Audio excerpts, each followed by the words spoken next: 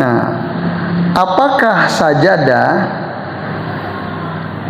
lebaran sajadah itu ya Bu ya, atau bahkan mungkin karpet ya, batas karpet nih Bu ya, kan sama ya, sajadah itu sudah cukup bisa jadi sutroh atau tidak, gitu Bu ya.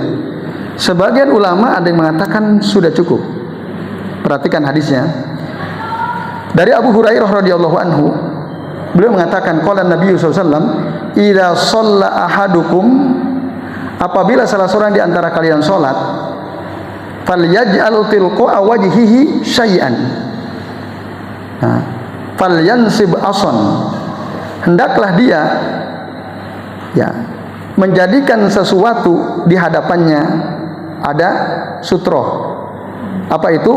Falyansib ason, tancapkanlah tongkat. Kata Nabi SAW. Jadi apabila salah seorang dari kalian sholat, falyaj'al tilqa'a wajhihi syai'an, falyansib ason, tancapkan tongkat. Fal yakut tohoton, kata Nabi ya, la yadurruhu man marra amamahu, maka tidak akan membahayakan dia, sholat dia tidak akan merusak sholat dia, apapun yang berjalan di luar garis itu ya, di luar garis tersebut. Hadis akhrajahu Ibnu Hibban wa Ibnu Majah wa Abu Daud wa Ahmad. Nah, Ibnu Hibban mengeluarkan hadis ini dalam kitab sahihnya. Nah, walaupun ya derajat hadis ini ada khilaf. Syekh Shu'aib Al-Arnaud mengatakan hadis ini dhaif, hadis ini dhaif. Termasuk Syekh Al-Albani mengatakan hadis ini dhaif. Tapi ada sebagian ulama ya, yaitu Syekh Ali bin Al-Madini mengatakan hadis ini sahih, ada khilaf. Tapi katakanlah kita mengambil pendapat yang mengatakan sahih ya. Oke, kita terima. Kira-kira berdasarkan hadis ini Bapak Ibu, sajadah sudah cukup jadi sutroh apa belum? Kenapa sudah? Garis, gitu kan? Nah, maka berdasarkan hadis ini, sebagian ulama mengatakan sajadah itu sudah cukup jadi sutroh. Tapi, nah, coba renungkan baik-baik hadis ini. Membuat garis itu sutroh utama atau alternatif? Alternatif kan? Ketika kapan? Ketika memang betul-betul nggak ada sutroh kan itu? Ya atau tidak? Tapi kalau di masjid ada sutroh atau tidak? Ada enggak? Berarti alternatif ini bisa dipakai atau tidak? Tidak. Garis itu, sajadah itu hanya bisa dipakai ketika memang betul-betul nggak ada alternatif utama. Nah, itu yang perlu direnungkan. Oleh karenanya, sebagian ulama lagi mengatakan sajadah itu nggak bisa jadi sutroh. Karena sutroh itu harus ada dimensi tinggi, harus ada dimensi tinggi. Iya. Kira-kira ada yang mengatakan sejengkal. Walaupun ada khilaf, yang penting ada dimensi tinggi. Walaupun hanya lidi itu bisa Bapak Ibu. Yang penting ada tingginya, itu yang penting. Nah, seperti ini misalnya, ini bisa jadi sutroh. Nah itu, maka sajadah itu belum bisa menjadi sutroh jika kita sholat di masjid. Karena masih banyak sutroh. Apa sutroh kita kalau sholat di masjid? Tembok, tiang, atau kalau ibu-ibu di belakang pembatas. Oh nggak bisa kan? Kenapa? Di sop pertama penuh, ya kan? Orang semua. Jadikan orang yang sedang zikir sebagai sutroh, gitu. Jadi jangan kita mundur ke belakang menjauh ke sutroh, karena kata Nabi, "Falyadnu ila sutrotin," hendaklah dia mendekat ke sutroh. Itu yang pertama. Jelas deh Bapak Ibu? Itu. Jangan justru kita menjauh. Lu kan saya ada sajadah. Iya, sajadah itu bisa dikiaskan dengan garis. Tapi ingat, itu kalau kita tadi betul-betul jeli memahami hadis Nabi, itu alternatif ketika memang tidak ada, betul-betul tidak ada sutroh yang lain. Yaitu darurat, itu baru. Kalau di masjid kan nggak darurat, itu gampang kita cari sutroh. Jelas ya? Resikonya tadi, kalau nggak rusak sholat kita, ya sholat kita tidak sempurna. Rugi kan? Kita bisa melakukan dengan sempurna, kok kita malah justru memilih tidak sempurna. Itu yang pertama, Bu. Yang kedua, nah kalau ada orang lalu lalang di depan sutra kita, aman. Tadi kata Nabi, la yadurhu ya man mamarro amamahu. Jadi ada orang lari lewat sini depan sutra kita, itu gak ada masalah karena kita sudah punya sutra.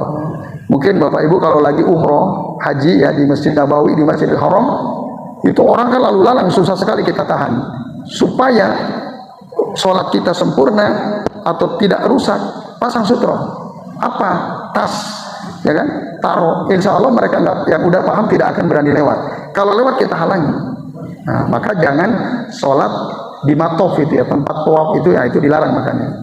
Tapi biasanya orang tetap lewat di masjid karena banyaknya orang di sana. Itu Bu, selama lewatnya depan sutra, maka tidak akan merusak sholat kita, tidak akan menyebabkan sholat kita berkurang kesempurnaannya. Lalu yang ketiga, anak kecil Bu, kita lagi sholat jamaah, anak kecil lewat sana, lewat lari sana, aman. Karena sutra orang sholat jamaah itu imam, sutratul imam, sutratul makmum. Nah, jadi ibu-ibu misalnya di sop pertama ya, di barisan ibu-ibu, ibu batal mau wudhu, padahal udah penuh karena tarawih hari pertama. Kalau tarawih hari terakhir mungkin udah kosong ya. Tarawih hari pertama itu orang masih banyak, ibu batal. Udah santai aja ibu lewat, melewati orang-orang yang sedang sholat, karena itu tidak akan merusak, tidak ada konsekuensinya. Dan itu pernah terjadi di zaman Rasul SAW. Jadi ketika Rasulullah sholat berjamaah, ada sahabat datang telat, bahkan naik keledai,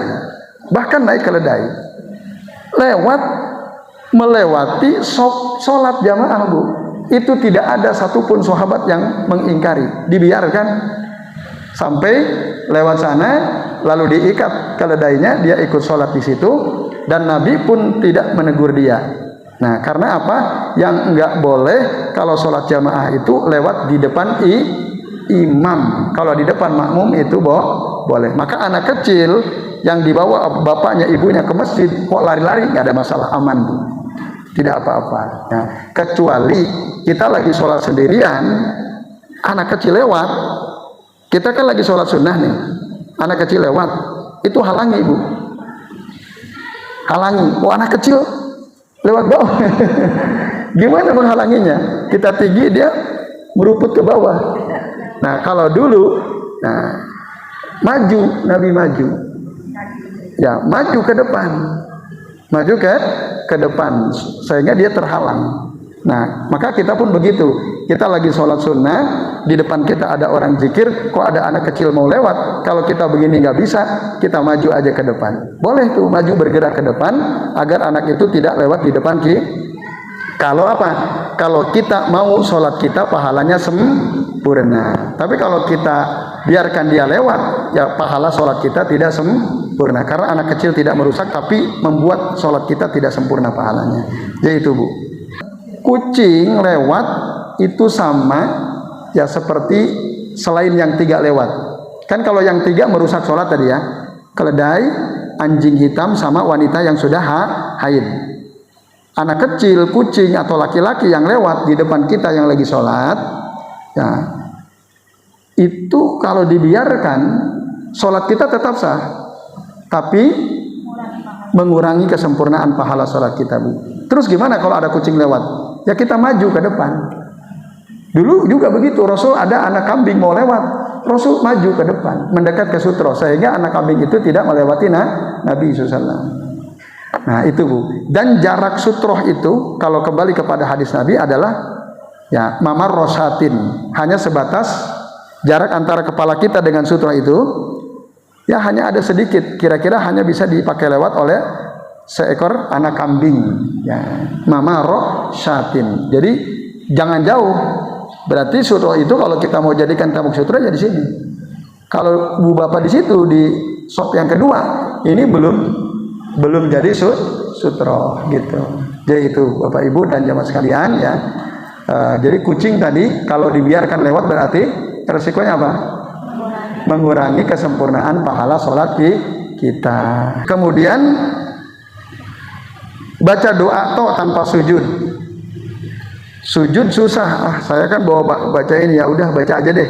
Allahumma ktubli biha indaka ajron wa anni biha wizron waj'al hali indaka zuhron wa taqabbal hamini kama taqabbal tahamin abdika Daud. Gitu kan. Tapi enggak sujud. Nah, itu tidak masyru', tidak disyariatkan. Baca sambil sujud boleh enggak? Boleh, silahkan kalau bisa. Kalau bisa. Cuman masalahnya waktu kita sujud baca bisa atau tidak? Nggak bisa. Kita taruh di mana? Wong hidung kita kalau sujud kan nempel juga. Nggak bisa. Nah, maka ini sekaligus menjawab pertanyaan Bu Eni ya. Jadi hampir sama kan tadi ya. Cuman bedanya kalau Bu Eni baca dulu baru sujud. Nah, kalau Ibu tadi baca toh tidak sujud. Nah, itu tidak masyru', tidak masyru'. Nah, karena saking inginnya dapat pahala, saya mau ngamalkan sujud tilawah ini. Tapi saya nggak hafal ya. Nggak hafal. Gimana kalau saya baca dulu baru sujud? Nah, ini tidak sesuai sunnah. Tidak sesuai sunnah. Karena doa ini dibaca waktu kita sujud. Berarti ibu membuat sunnah baru itu. Baca dulu baru sujud. Harusnya kita baca ketika sujud. Nah, kalau belum hafal, berarti hafalin dulu. Nah, pertanyaan lalu boleh nggak baca ayat sajadah lalu ngapalin dulu? Ya, baca ayat sajadah lalu ngapalin dulu. Ya bisa, boleh, boleh Bu. Selama tidak diselingi oleh yang lain. Kalau baca ayat sajadah, ya misalnya kita jalan dulu keluar sambil ngapalin gini, ya itu udah selingi. Kalau kita baca ayat sajadah sambil duduk lalu kita ngapalin sebentar, nah itu boleh. Ya, maka lakukanlah seperti itu. Nah, kalau kita ingin mendapatkan keutamaan sujud tilawah, yaitu Bu Eni ya. Jadi ya kalau belum hafal, hafalkan dulu. Atau kalau kita tahu nih, aduh saya mau baca surah yang di dalamnya ada ayat as-sajadah ya. Misalnya kita mau baca surah Al-Alaq. Nah, sebelum kita baca surah Al-Alaq, karena ingin mengamalkan ayat sujud tilawah, kita berusaha hafalin dulu. Ya, yang paling gampang mana kira-kira? Oh, yang pertama silakan. Baru pas kita membaca wasjud waqtarib, kita sujud tilawah. Yaitu Bu. Kemudian yang terakhir ya, belum hafal ya, kita membaca doa sambil duduk tanpa sujud gitu Bu ya. Ya. Tadi doa ini dibaca ketika kita sujud. Namanya ini doa sujud tilawah. Kalau hanya kita baca tanpa sujud berarti doa apa namanya? Bukan doa sujud tilawah kan? Nah, itu. Jadi ini dibaca pada saat kita sedang sujud tilawah. Kecuali kalau pas kita menghafal, berusaha menghafal, tentu saja boleh ya kita berusaha menghafalkan dulu, baru nanti prakteknya pada saat sujud tilawah kita baca. Yaitu Bu. Jadi kalau kita memang belum hafal, ya hafalin dulu, itu intinya. Nah, lalu boleh enggak kita ganti? Katanya ada sebagian ulama memang mengatakan kalau kita tidak bisa sujud tilawah, ya karena ada banyak alasan lah ya. Katanya diganti dengan tasbih tadi, subhanallah walhamdulillah wala ilaha illallah wallahu akbar gitu Bu ya. Dan ini katanya disebutkan dalam kitab Bughyatul Mustarsyidin. Bughyatul Mustarsyidin. Kami sudah coba cari ya, tapi belum ketemu.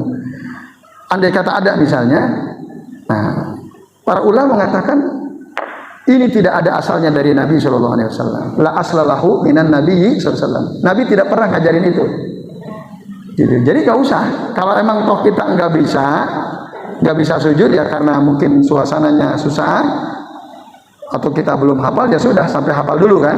Kalau kita sudah hafal tapi situasi yang tidak memungkinkan kita sujud, nah maka udah tidak melakukan apa-apa gitu. Sebagaimana Nabi ketika mendengar Zaid bin Sabit baca surah An-Najm ayat 62, beliau nggak membaca apa-apa. Nah, maka itulah contoh kita, yaitu Rasul sallallahu alaihi wasallam. Itu hanya ijtihad ulama dan tidak ada dalilnya. La aslalahu minan nabi sallallahu alaihi wasallam. Yaitu Bu. Oke, baik Bapak Ibu, ini saja sementara yang kita bisa bahas. Terima kasih atas perhatiannya. Mohon maaf apabila kami sampaikan ada kesalahan.